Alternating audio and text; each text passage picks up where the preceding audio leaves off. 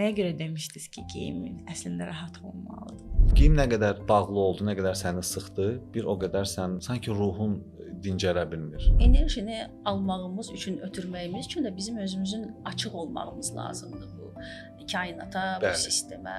Bu bizdən axmalıdır. Aldığımızı da verə bilməliyik. Biz çalışmalıyıq biraz özümüzə yatırım etməyə başlayaq. Çünki ən gözəl yatırım o sənin özünə olan yatırımdır. Heç bir maddi yatırım, yəni o qədər dəyərli ola bilməz. Sən bədənivi, ruhuvi və zehnivi birləşdir. Bəzi insanların vicdanı o qədər aşağıda bastırılıb. Onlar istədiyi hərəkəti, istədikləri, yəni pis bir hadisəni çox belə bir stakan su sanki içirlər, çox belə rahatlıqla insanları əzirlər, yalnız özlərini düşünən, öz eqolarını qidalandıraraq mən. Yəni yoga sənə onu biraz qəlbivi tanımağı dəvət edir. Xoşbəxtçilik deyirsən, hansı nöqtəyə çatanda sən deyəcəksən ki, bax budur xoşbəxtçilik. Bu şeylər hamısı var, əməl, neqativ enerjidir. Hansını ki insanlar müəyyən qara qüvvələrlə işləyərək onu yönəldirlər kiminsə ünvanına. Biz özümüzə bir sağlamlığımıza bir addım atmalıyıq. Ən azından heç olmasa həftədə 2-3 dəfə. Günləri insanlar düşünür ki, mən daha çox pul qazanım və sonra özümü bir şey olar müalicə edərəm də. Maddiyyat arxasınca qaçanda da özümüzdən çıxırıq və sanki elə bilirik ki, mən bu gücə sahib olduğum zaman özümü var edəcəm. İnsanları çox sevməliyik. Çünki Tanrı bizim həyatımızı dəyişmək istəyəndə bizim həyatımıza insanları yollayır. İnsanların istədiyi şeylər nələrdir? Pulum olsun, maddi azadlığım olsun, nə bilim, hər kəs mənə sizin bayaq dediyiniz kimi boyun əksik kimisindən bir istəklər var. Bəlkə də ki, onu yaşasalar, o vəziyyətə gəlib çatsalar, insanlar bəlkə də ki, xoşbəxt hiss eləməyəcəklər. O qədər özlərini narahat hiss eləyəcəklər ki. Biz çalışmalıyıq bu günləri heç nədən küsməyək, inciməyək. Çünki nə ediriksə özümüzə edirik. O bizim travmalardır. Ən çox şeyə sahib olmaq deyil də, ən az şeyə ehtiyacımız olmağımız bizim daha çox xoşbəxtçiliyimizdir. Çox doğrudur. Ana, ata sənə demir, ala bu pulu get yoqaya, get nə bilim pilatesa, get zala. Biz sevgini veririk və o bizə qayıdır. Mütləq şəkildə. Biz necə doğru şəkildə manifest edək və həyatımızı, o sistemimizi ora gətirib çıxardıq.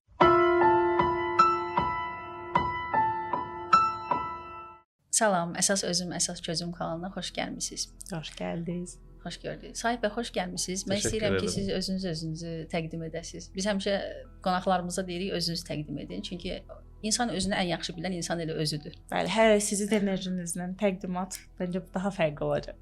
Tamam, mənim adım Sahib Xudayverdiyevdir. Mən beynəlxalq yoga təlimçisiyəm və bu günləri mən Hindistan məktəbini Azərbaycanda təmsil edirəm və yoga təlimçiləri yetişdirirəm. Nə gözəl. Nə gözəl. Geyiminiz də çox fərqlidir həqiqətən də. Təşəkkür edirəm. Rahat geyim. Bayaq elə danışdıq podkastdan öncəki geyim əslində rahat olmalıdır. Nəyə görə demişdiniz ki, geyim əslində rahat olmalıdır? Geyim rahat olanda insanın düşüncələri, o daha kreativdir. Çünki istedadlı insanlar, onlar rahat geyimdə olurlar. Onların saçları uzun olur. Fikir vermisinizsə, rəssamlardır, yazıçılardır. Çünki saçın uzun olmağı o kainatla, kosmik enerji ilə bir bağlılıqdır. Misal üçün, sizdə qadınlarda o, siz hətta onu hiss etmədən, o yəni özü-özünə baş verir. Ona görə qadınlar bu günləri çox hissiyyətlidirlər. Onlar hiss edirlər. Çünki bu bağlantı sizə məlumat ötürür.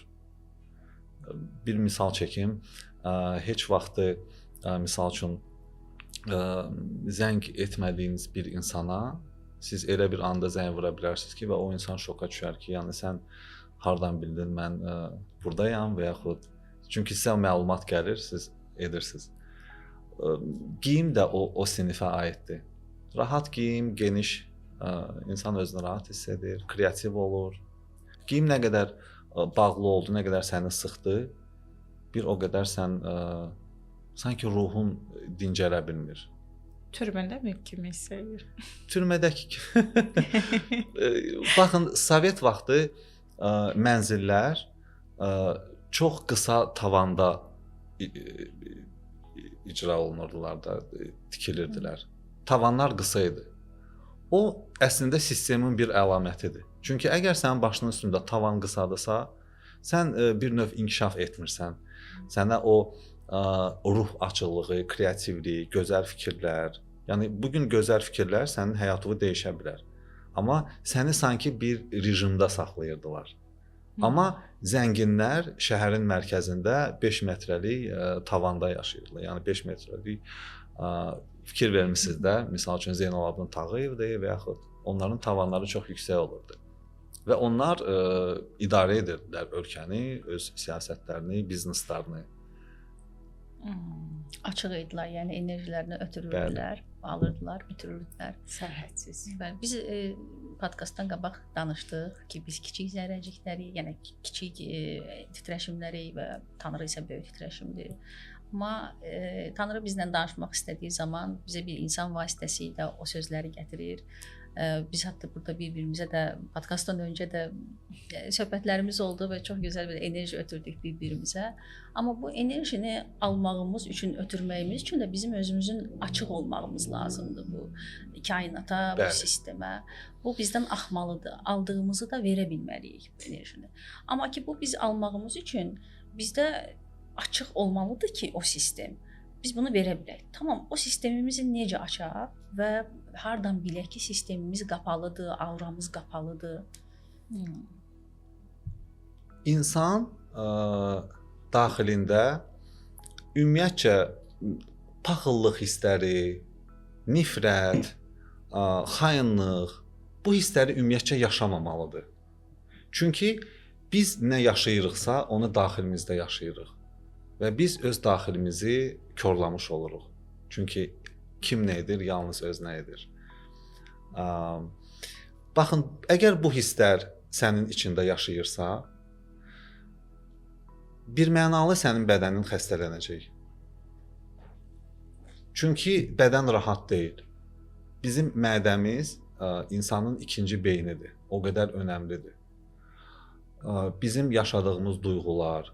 Bilirsiniz, adi təbəssümdə bədəndə o qədər kimyəvi proseslər baş verir. Sanki bədən yenilənir, sevinir. Çünki ora məlumat gedir ki, səndə hər şey yaxşıdır. Dərinin rəngi, yəni bu çox önəmlidir. Əgər biz qaşqabaqlı oluruqsa, fikirli oluruqsa, bir çox məsuliyyətləri götürmüşük üzərimizə, lazımsız, lazımlı və onları həll etmək prosesi ilə günümüz keçir, qaçışdayıq, tələsirik, hətta insan ağzının dadını itirir. Sən yediyin də, yəni heç nəyi hiss etmirsən. Biz çalışmalıyıq biraz özümüzə yatırım etməyə başlayaq. Çünki ən gözəl yatırım o sənin özünə olan yatırımdır. Heç bir maddi yatırım, yəni o qədər dəyərli ola bilməz. Çünki bir çox insanları biz bilirik ki, onlar maddiyyətin gücünə özlərini müalicə etməyə düşündülər, amma heç nə alınmadı. Hətta Rothschild 3 dəfə adam əməliyyat edib uşaq ürəyi qoyub. Yəni kömək olmur. Biz çalışmalıyıq. Nə qədər güclüyüksə, nə qədər gənciksə, cavanıqsa biz özümüzə yatırım edirik. Çünki bədən öz yatırımını istəyir. Və o yatırımlardan ən önəmlisi olan yoqadır. Çünki yoga bizim həm zehnimizi, həm fiziki bədənimizi, ümumiyyətcə yoga sözünün mənası yuc, qədim sanskrit dilindən sən bədənivi, ruhuvi və zehnivi birləşdir. Sual yarana bilər ki, yəni necə? Əlbəttə mən, yəni bədənim, ruhum içimdədir, zehnim yox. Amma yəni həqiqətən bu günləri bir çox insanlar, onlar hiss etmirlər ruhlarını. Yəni ruhunu tanı, hiss et, qəbul et nə deməkdir? Ruh eyni zamanda da vicdandır. Fikir vermisiniz, bəzi insanların vicdanı o qədər aşağıda bastırılıb. Onlar istədiyi hərəkəti, istədikləri, yəni pis bir hadisəni çox belə bir stakan su sanki içirlər, çox belə rahatlıqla insanları əzirlər, yalnız özlərini düşünər, öz egolarını qidalandıraraq mən. Yəni yoga sənə onu biraz qəlbivi tanımağı dəvət edir. Çünki elə insanlar, onlar birbaşa onları onkologiya gözləyir, birbaşa. Çünki daxilləri o qədər qaradır. Orada ümumiyyətcə onkologiya nədir? Hüceyrələrin bir-birinə bitişməsi. Orada şiş yaranır və həkimlər onlara ad qoyurlar da, müxtəliflər, Hashimoto deyirlər, onkologiya deyirlər və s. Bizim bədənimiz rahatdır, nə qədər ki biz onu gözəl saxlayırıq, düşüncələrimiz gözəl olmalıdır, fiziki bədənimiz işlək vəziyyətdə olmalıdır. İşlək vəziyyətdə, yəni sən bədəninin qidasını verməlisən. Sən azı həftədə 2 dəfə, 3 dəfə tərləməlisən. Çünki insan tər vasitəsilə bədənindən olan o neqativ duyğuları, o bilirsiniz göz, nəzər, bu şeylər hamısı var, əməl, neqativ enerjidir. Hansını ki insanlar müəyyən qara qüvvələrlə işləyərək onu yönəldirlər, misal üçün kiminsə ünvanına və o sənin bədənivə, sənin zehninə oturur. Sən tərləyərək, misal üçün yoga edirsən və yaxud idman edirsən, qaçırsan, sən bədənindən bütün o neqativ enerjiləri çıxardırsan. Bu onun ruhani tərəfidir. Fiziki tərəfi odur ki, hüceyrələr yenilənir, qan dövranı, limfa. Misal üçün limfadan bilirsiniz nə qədər insanlar əziyyət çəkir. Səhər dururlar, bədən şiş. Biraz yaşlı nəsil vəbşi əziyyət çəkir, onlar dərman içirlər. Amma biz yəni yüngül hərəkətlərlə, fiziki hərəkətlərlə o qədər bədənimizi mükəmməl vəziyyətə sala bilərik ki, diqqət etməliyik, özümüzə yatırım etməliyik. Hər kəs öz həqiqətən də o ruhunun da, bədəninin də sağlamlığını düşünmür. Sanki bugün olmayacaq, sabahını düşünür ya da keçmişini düşünür. Misal çəkəm, daha çox indi nədir, sabahını düşünüb qaçırlar da. Yəni bura qaçmalıyam, o işi həll etməliyəm, onu etməliyəm, bunu etməliyəm və gün bitir. Gün bitdikdə uzanmaq, yatmaq zamanı gələndə belə beyin o qədər yorğundur. Amma fiziki tərəf heç yorulmuyub. Siz deyən kimi ruh olaraq biz heç yorulmamışıq. Və başlayırıq telefondan oynamağa ya da reelslər, qısa reelslərə baxırlar. Ya da nə bilim bir film hansı ki bəlkə illər bundan öncə baxıblar, amma təkrarən sırf beyin sakit durmasın, orada danışmasın deyə susturmaq məqsədi ilə edirlər. Bu təbii ki çoxluğun deyil də bir qədərin tez-tez etdiyi bir vasitədir. Amma həqiqətən də biz özümüzə biraz da olsa yatırım etməliyik. Həqiqətən də biz özümüzə bir sağlamlığımıza bir addım atmalıyıq. Ən azından heç olmasa həftədə 2-3 dəfə. Təəssüf ki, bu günləri insanlar düşünür ki, mən daha çox pul qazanım və sonra özümü bir şey olar müalicə edərəm də. Yox, mən misal üçün 40 yaşına çatanda mən istəyirəm o səyahət edim. Yəni zamanımı səyahətə xərcləyim. Yox, mən gedəcəm, nə bilim, İsrailə və yaxud harasa özümü müalicə etdirməyə və yaxud hansısa bir xəstəliyim. Yəni biraz düşünülmüş bir prosesdir də. Amma nə gözəl ki, mən bu günləri vaxt ayırıram həm özümə, öz sağlamlığıma, öz işimə. Nə gözəl, çünki mən maddi dünyada yaşayıram, mən bundan asılıyam.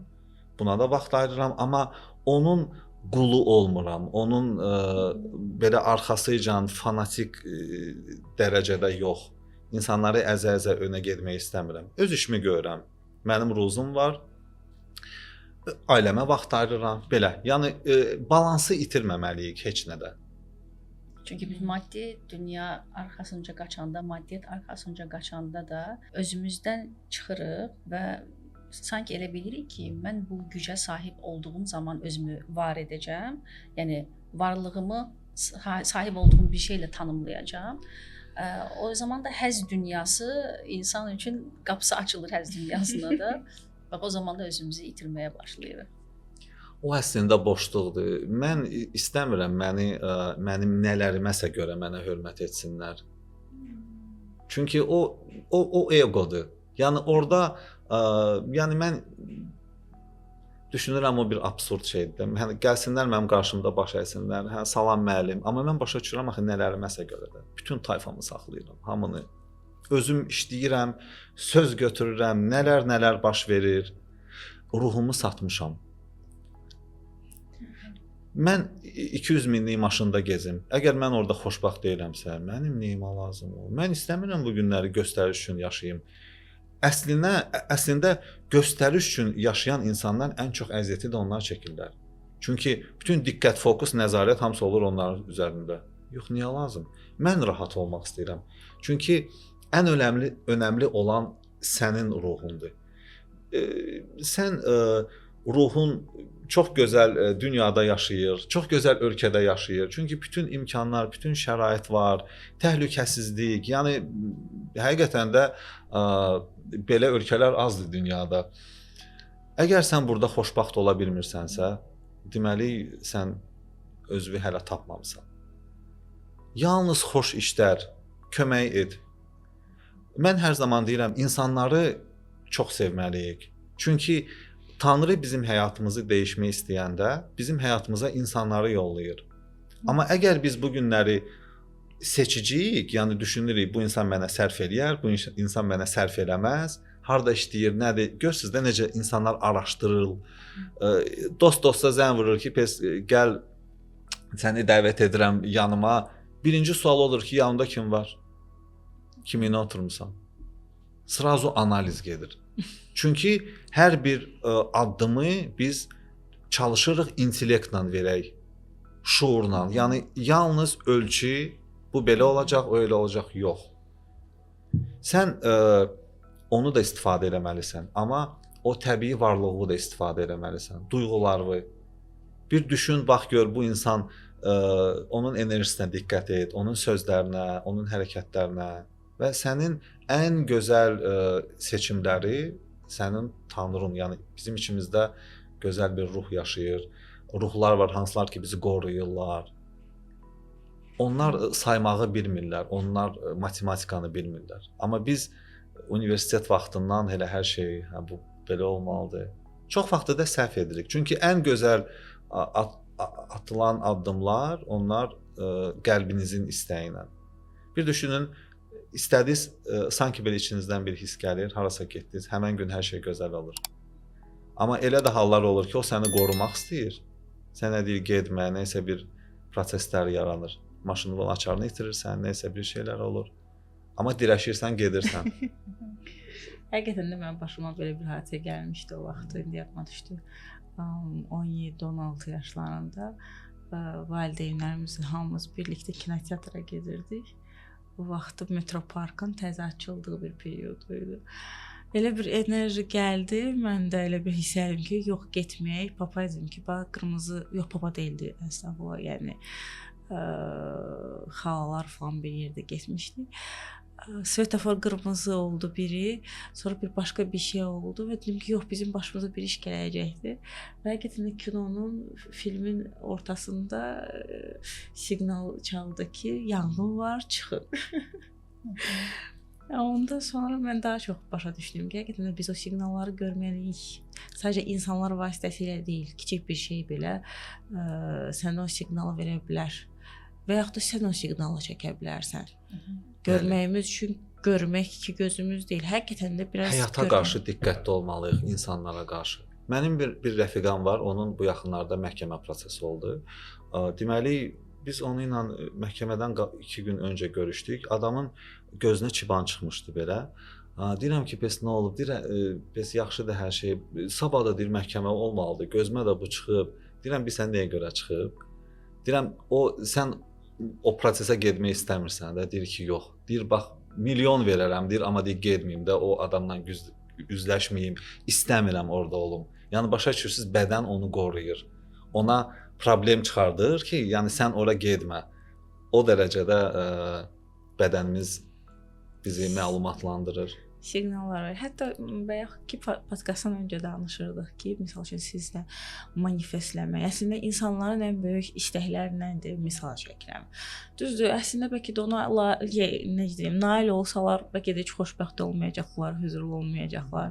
Nə bilim, evmi, maşınmı, yəni nə bilim maddi tərəfi deyim. Sırf bu dəqiqə insanların istədiyi şeylər nələrdir? Pulum olsun, maddi azadlığım olsun, nə bilim, hər kəs mənə sizin bayaq dediyiniz kimi boyun əksik kimisindən bir istəklər var. Bəlkə də ki, onu yaşasalar, o vəziyyətə gəlib çatsalar, insanlar bəlkə də ki, xoşbəxt hiss eləməyəcəklər. O qədər özlərini narahat hiss eləyəcəklər ki. Amma onu manifestləyirlər, belə deyim də, onu o qədər istəyirlər. Təbii ki, çatanlar da var. Təbii ki, onun xoşbəxt olanlar da var, mən onu deyə bilmərəm. Amma çox insan sanki bir axıma gedir və bilmir nəyə gedir. Sanki elə bir hər kəs elə olmalıdır, elə yaşamalıdır kimi bir tərs çıxardıblar ki, yəni, hamı elə yaşasa əslində xoşbəxt olacaq. Məncə bu bir marketinq, bir o necə misal üçün sosial şəbəkələr insanları biraz maarifləndirirlər. Yəni kim necə baxır da, amma çox vaxt da xəstələndirirlər. Zehni xəstəliklər, panik atak.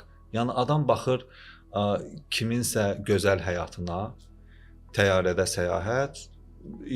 Sən də yaşayırsan hardasa, bilmirəm, Yeni Günəşlidə, yəni şəhərə gəlmək üçün saat yarım vaxt gedir.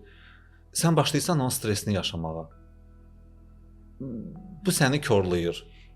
Amma elə insanlar var, o onları motivasiya edir. O baxır ona, deyir ki, mən də hansısa bir təbəqəyə çata bilərəm və başlayır, onda ruh oyanır, enerjilər oyanır. Biz çalışmalıyıq bu günləri heç nədən küsməyək, inciməyək. Çünki nə ediriksə özümüzə edirik. O bizim travmalardır. Ümumiyyətlə insanlar bir-birlərinə rastlaşırlar. Biz biraz söz götürmürük də, xoşlayırıq belə bizə hətta əski bir halımızda elə desinlər, çox yumşaq, çox belə hiss etməyək. Çünki biz yumşaq millətik, biz zəngin millətik. Çünki həqiqətən bizdə olan o mənəviyyət, o dostluq, sayğı, ağsaqqala qarşı bu bir çox ölkələrdə yoxdur. Mən təxminən 30-a yaxın ölkələrdə olmuşam. Yəni belə bir şey yoxdur. Biz onu bu günləri biraz itiririk. Yəni yeni nəsil sanki belə biraz Instagram həyatını yaşayır. Daha yox, mən belə, mən elə. Psixoloqlar çox vaxtı insanları biraz düzgün yönəldmirlər. Müəyyən, yəni kitabları oxumaqla sən nələrisə öyrədə bilmərsən. Çünki o kitabı kimsə yazıb, onun o halda elə hissləri olub, yəni o həyatı elə başa düşüb. Ən gözəl müəllim odur ki, sən öz yaşadığı başlayırsan keçməyə. Fərqi yoxdur hansı istiqamətdə sən çalışırsan. Öz praktikalı. Ən gözəl odur. Yəni son zamanlarda o siz dediyiniz kimi bu təbliğatlar, sosial media sanki duyğularımızı baltalayırlar və bizə xoşbəxtliyi satırlar. Xoşbəxtliyi satmaq da sanki sən hər zaman lüks həyatın olacaq. Lüks həyata sahib oldun, sən xoşbəxt olacaqsan. Hər zaman xoşbəxt hiss etməlisən. Sən kədərləndin, üzüldün. Bu sanki bir qüsur kimi təlqin olunur ki, heç vaxt yəni kədərlənmə, üzülmə, xoşbəxtliyin 5 addımı, nə bilim qəzəblənməməyin 5 addımı, 3 addımı deyə.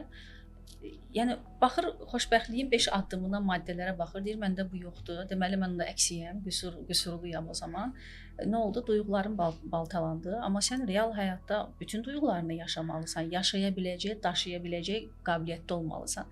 Epiktet var, Yunan filosofu Epiktetin sözü var ki, xoşbəxtçilik deyirsən, hansı nöqtəyə çatanda sən deyəcəksən ki, bax budur xoşbəxtçilik. Nəyə sahib olduğun zaman deyəcəksən ki, budur xoşbəxtçilik. Yox da axı. Yəni biz bir şeyi əldə edirik, sonra başqa bir şey istəyirik. Axı insan axı qane olmayan bir varlıqdır. Hətta bunun üzərinə Schopenhauer'un bir sözü var, deyir ki, insan bir şeydən məmnun olduğu zaman yeni bir narahatçılıq gəlir bizim içərimizə və yeni bir narahatçılıq başqa bir təşvişi doğurur.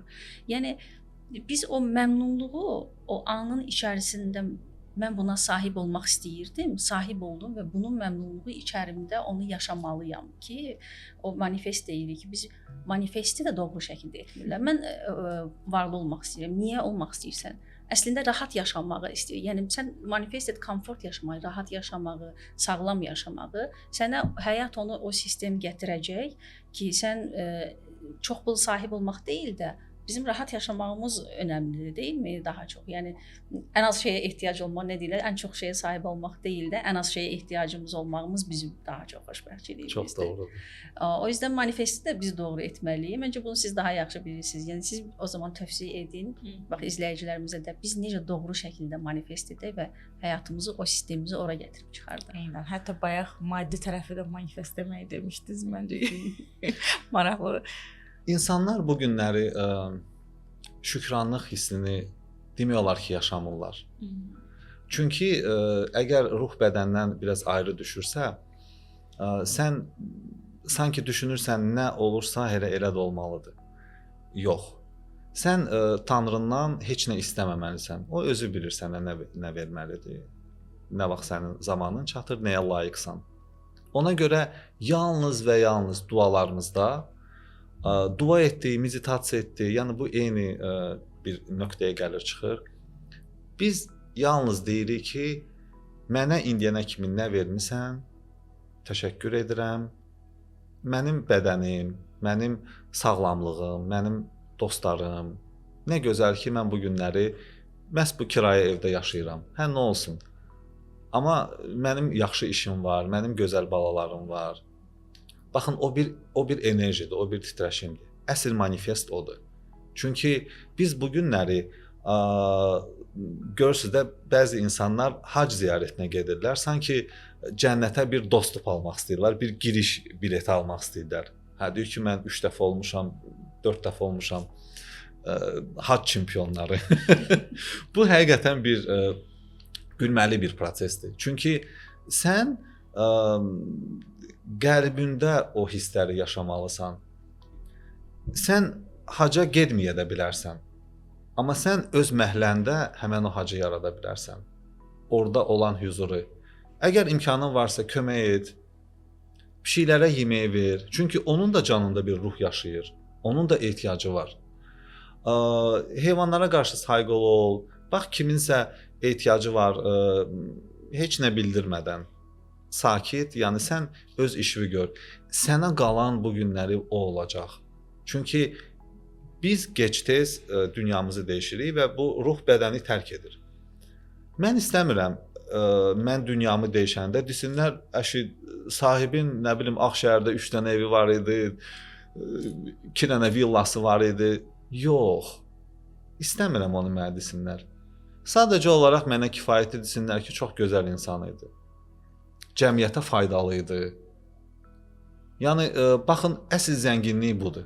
Çünki kim özü ilə nə apara bilib? Heç kim. Hətta Çingiz xan da özü ilə heç nə apara bilməyib. Görürsünüz, bizim ruhumuz gəlir dünyaya, yeni bədənə girir. Yalnız və yalnız onu təmizləmək məqsədi ilə. Yəni karma. Karma var. Biz bu günləri nə ediriksə o da qayıdır. Ona görə yalnız xoş işlər, xoş əməllər. Ruhumuzu zəhərləndirmədən yaşamağı bacarmaq. Ha. İnsanlar hal-hazırda zəhərləndirirlər. Hətta o maddi şeylər də. Belə bir statistika var. Orada deməli lüks bir avtomobilin deməli onlara sahib olan insanlardan müsahibə alırlar. Adını çəkməyəcəm avtomobilin, reklam olmasın. Onlar hamı deyir ki, mən təxminən 14 gün sevindim. 2 həftə sevindim ki, o avtomobil məndə var. Amma onun arzusunda olmuşam illərlə. Yəni biz bu günləri nə əldə ediriksə, sanki beyin xəstələnir. Düşür, o bir xəstəlikdir.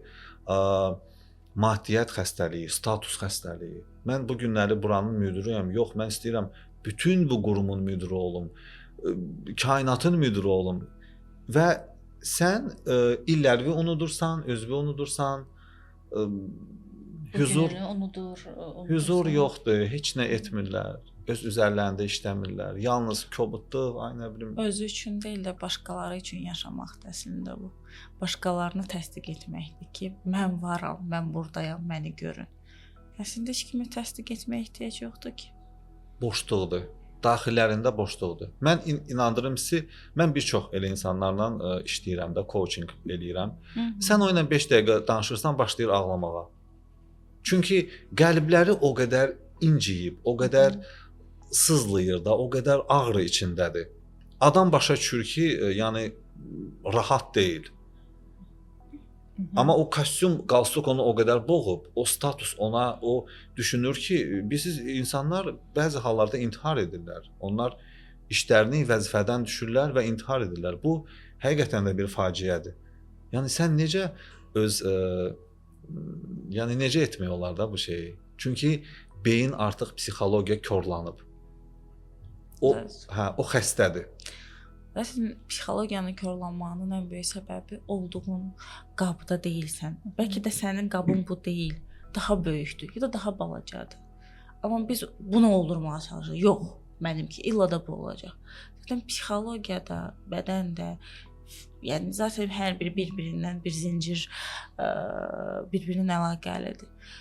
Biz əslində onu məcbur edirik ki, belə olmalısan.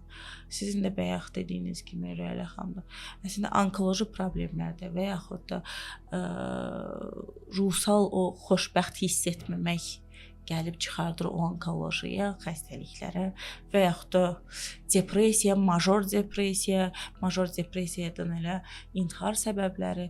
Çünki adam özünü komfortlu hiss etmir, çünki özü deyil. Özü deyil. Bəli, bir həmişə deyirəm, kaftan geyinib, bəlkə böyükdür ona, bəlkə kiçikdir, boğulur, bəlkə də o qədər boş gəlir ki, artıq deyir ki, məni bir görün. Amma hər kəs öz kaftandan da olsa nə gözəl olar. Təbii ki, kaftan bir deyim. O zirehlər də bizi yük kimi gəlir.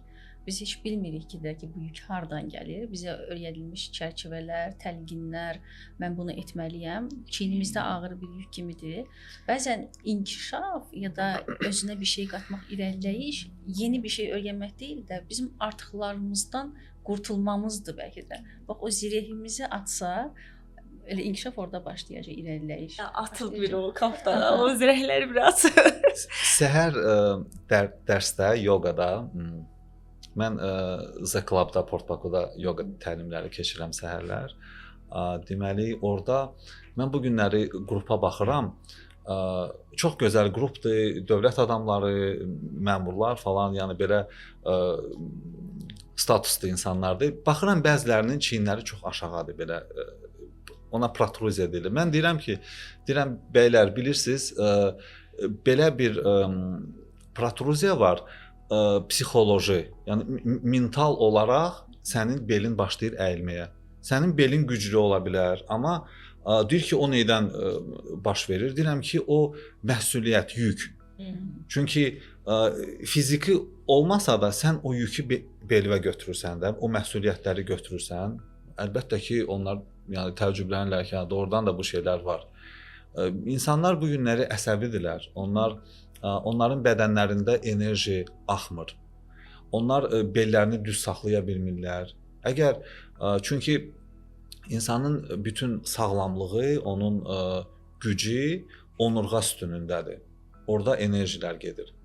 Əgər o onurğa sütunu əyilirsə, sən onu illərlə əyri saxlayırsan, misal üçün, baxın, metroda və yaxud küçədə xanımlar, bəylər, fərqi yoxdur, tələbələr, hamısının beli əyridir. O artıq əsəbi olacaq. Çünki bizdə biraz sanki ana, ata sənə demir, ala bu pulu get yoqaya, get nə bilim pilatesa, get zala. Çünki özü də etməyib, onları da başa düşmüyorlar. Özü də etməyib, onda o anlayış yoxdur. Amma Avropa ölkələrində, yəni onların heç bizdə olan gözəllikdə bulvarları yoxdur. Onlar məhəllələrində qaçırlar, nə bilim harda yer tapırlar, bədən hərəkətdə olmalıdır. Biz çalışmalıyıq buna çataq. Və nə gözəl ki, bu günləri çox böyük diqqət ayrılır buna. Yoga festivalları keçirilir. Ümumiyyətcə ölkəmiz maşallah böyük dəstək olur bu şeylərə. Yoga Federasiyasının prezidenti Leyla xanım Əliyeva çox böyük diqqət ayırır, festivallar təşkil edir. İyunun 12-si, 13-ü, 14-ü böyük beynəlxalq festival keçiriləcək Azərbaycanda. 3 gün davam edir və ora minlərlə insanlar, yəni o festivalda iştirak edirlər. Bütün ölkələrdən, Hindistandan, Avropadan yoga ustaları dəvət olunur. Yəni sağlamlıq bu günləri belə təbliğ olunur və bu çox önəmlidir. Çox sağ olun Sahib bəy. Oradan bizə çox şey qatdınız. Bəli. Sadəcə bizə yox, izləyicilərə də, hər gələn qonağımızdan biz maraqlıdır o insanın özü, danışdıqları. Biz həqiqətən də maraqla soruşuruq o sualları, bir söhbəti edirik. Siz də bizə çox şey qatdınız. Çox sağ olun. Əsası ruhsal barədə çox şey qatdınız. Təşəkkür edirəm. Görüşməyimiz də təsadüf deyildi. Çox sağ olun. Gözəl məlumatlara görə və enerjinizə görə. Mən də öz təşəkkür edirəm bu gözəl söhbət üçün. Sizin də çox gözəl enerjiləriniz var. Əminik ki, bu son deyil. Bir daha sizi görmək çox xoş olar. Və sonda bizə və bizim kanalımıza gözəl niyyətlərinizi deyə bilərsinizmi? Gözəl bir sözlə bağlayaq bu. Elə siz yekunlaşdınız. Hər bir qurumun uğuru orada olan mehribançılıqdır, sayğıdır. Çünki ola bilər ki, kimsə bu günləri işə biraz halsız gəlib. Yəni o demək deyil ki, biz onu həmən yargılamalıyıq. Nə qədər yəni bir-birinizə dost olsanız, bir-birinizi anlasanız, bir o qədər işləriniz gözəl gedəcək. Çünki ümumi siz bir enerji yaradacaqsınız. Bura girən insan hətta deyəcək ki, burada nə gözəl enerji var, nə gözəl huzur var. Yəni məncə bu çox önəmlidir. Az öncə sizin dediyiniz kimi də sevmək lazımdır insanlara. Sevgini verə bilmək lazımdır insanlara. Bəli. Gözünüzdə saxlamayın. Biz sevgini veririk və o bizə qayıdır. Mütləq şəkildə. Çox sağ olun gəldiyiniz üçün. Siz sağ olun, mən təşəkkür edirəm.